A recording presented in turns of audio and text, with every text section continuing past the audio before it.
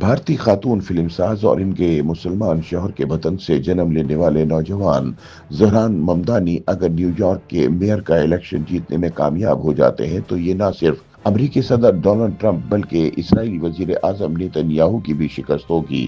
Trump نے تو یہ اعلان کر رکھا ہے کہ اگر پیپلز پارٹی کے بانی ذوالفقار علی بھٹو کی طرح روٹی کپڑا اور مکان کا نعرہ دینے والے ممدانی میئر کا الیکشن جیت گئے تو وہ نیو یارک کی فیڈرل فنڈنگ بند کر دیں گے۔ معروف لکھاری اور تجزیہ کار بلال غوری روزنامہ جنگ میں ان خیالات کا اظہار کرتے ہوئے لکھتے ہیں کہ دنیا بھر میں اب سلطانی جمہور کا زمانہ ختم ہوتا چلا جا رہا ہے۔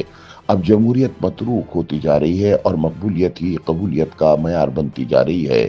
پاپولزم یا عوامیت پسندی کے طوفانی لہریں سب کچھ خس و خاشاک کی مانند بہا لے جائیں گی۔ یہ سلسلہ عمران خان، نریندر مودی اور ڈونلڈ ٹرمپ تک محدود نہیں بلکہ اس طرز سیاست کے جواب میں بھی ویسی ہی حکمت عملی کار فرما دکھائی دیتی ہے۔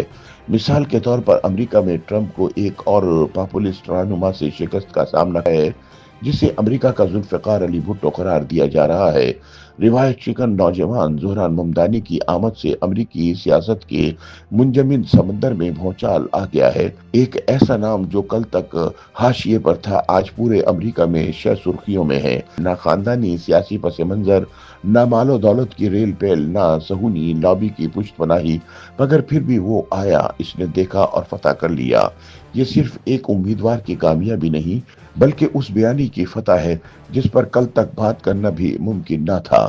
کیا کوئی سوچ سکتا تھا کہ ایک امریکی سیاستدان فلسطین کے حق میں آواز اٹھائے گا اور اسرائیلی ظلم و جبر کی مذمت کرے گا؟ سب سے بڑھ کر یہ کہ وہ صہیونی لابی کو چیلنج کرے اور میئر کی نامزدگی کا الیکشن جیت جائے۔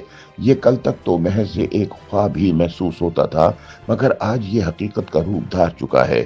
بلال غوری کہتے ہیں کہ اگر کوئی انہونی نہ ہوئی تو اس برس زہران ممدانی نیو یارک کے نئے میئر بن جائیں گے۔ ممدانی نے امریکی اسٹیبلشمنٹ اور اسرائیلی لابی کو اکیلے شکست دے دی ہے۔ ممدانی نے پرائمری الیکشن جیت لیا ہے اور وہ نیو یارک کے اگلے میئر بننے جا رہے ہیں۔ یہ نیو یارک شہر کا سیاسی نقشہ تبدیل ہو رہا ہے۔ پہلی بار ایک مسلمان میئر سامنے آ رہا ہے۔ مگر سوال یہ ہے کہ ممدانی کون ہے، کہاں سے اور کیسے نمودار ہوا، اس کے جیتنے کے امکانات کیا ہیں اور کیا وہ واقعی اسرائیلی مخالف یا پھر اپنے حصے کے بیوقوف جمع کرنے والا ایک اور پاپولسٹ ہے؟ بلال غوری بتاتے ہیں کہ امریکہ میں اسرائیلی لابی اتنی طاقتور رہی ہے کہ اگر ڈیموکریٹک یا ریپبلکن پارٹی کا کوئی امیدوار یہودیوں کو ناراض کرتا تو اس کے لیے اگلا الیکشن جیتنا تقریباً ناممکن ہو جاتا۔ لیکن اب ہم ایک معجزہ رونما ہوتا دیکھ رہے ہیں، ایک نوجوان جو اسرائیل کی پالیسیوں کی کھل کر مخالفت کرتا ہے اور فلسطینیوں کی حمایت کرتا ہے۔ اس نے انتخابات کے پہلے مرحلے میں کامیابی حاصل کر لی ہے۔ ممدانی جو ڈیموکریٹک پارٹی کے نامزد امیدوار اور ممکنہ فاتح سمجھے جا رہے ہیں، وہ بارہا اس عزم کا واضح اظہار کر چکے ہیں کہ ان کے میئر منتخب ہونے کے بعد جب بھی اسرائیلی وزیر اعظم نیتن یاہو نیو یارک آئے انہیں گرفتار کر لیا جائے گا، کیونکہ ان پر جنگی جرائم کے الزامات کے تحت بین الاقوامی فوجداری عدالت کا وارنٹ موجود ہے۔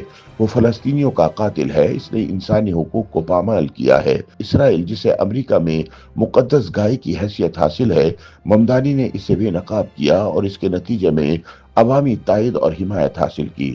اب سوال پیدا ہوتا ہے کہ وہ یہاں تک کیسے پہنچے۔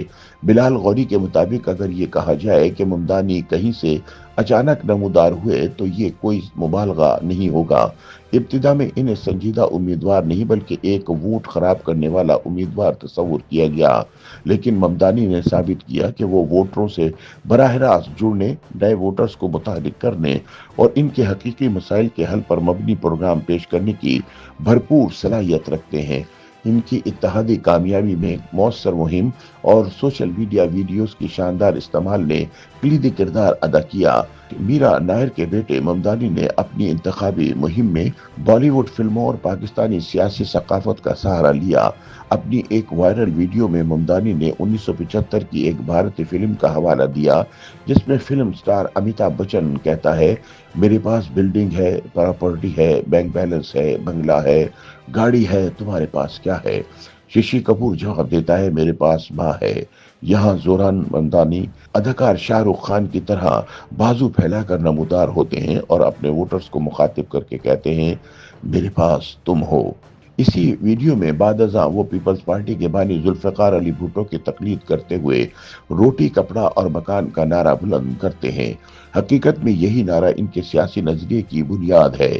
ममदानी किरायों को मुंजमद करने, बसों को मुफ्त बनाने और हर बच्चे के लिए निगहदाश्त को मुमकिन बनाने के ख्वाब दिखा रहे हैं और इन्हीं वादों के बाइस इनकी मकबूलियत बढ़ रही है। अमेरिकी सदर डोनाल्ड ट्रंप पहले ही इनके मुखालिफ हैं और अब ममदानी के तमाम हरीफ मिलकर इन्हें हराने की कोशिश कर रहे हैं।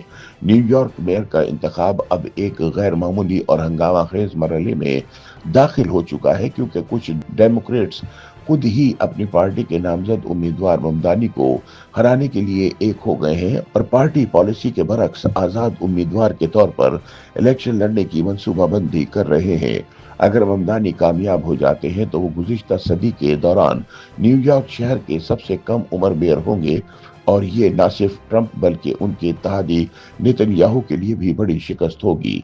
बाज लोग तो ममदानी को जुल्फ़िकार अली भुट्टो से तशबीह दे रहे हैं, लेकिन मेरे ख्याल में ममदानी एक पॉपुलिस्ट है जिन्होंने माजी के तमाम मकबूलियत पसंदों के औसाफ मुस्तार लेकर जदीद तकाज़ों से हम आहंग एक नया नुस्खा मुतारिफ करवाया है। YouTube पर गूगली न्यूज देखने के लिए youtube.com की सर्च बार में गूगली न्यूज टीवी टाइप करें। गूगली न्यूज के पेज पर सुर्ख रंग के सब्सक्रिप्शन वाले बटन पर क्लिक करना ना भूलिए। YouTube पेज पर अपलोड होने वाली वीडियोस से बाखबर रहने के लिए बेल आइकन पर क्लिक कीजिए। आपको हर नई वीडियो के बारे में नोटिफिकेशन मौसूल हो जाएगा।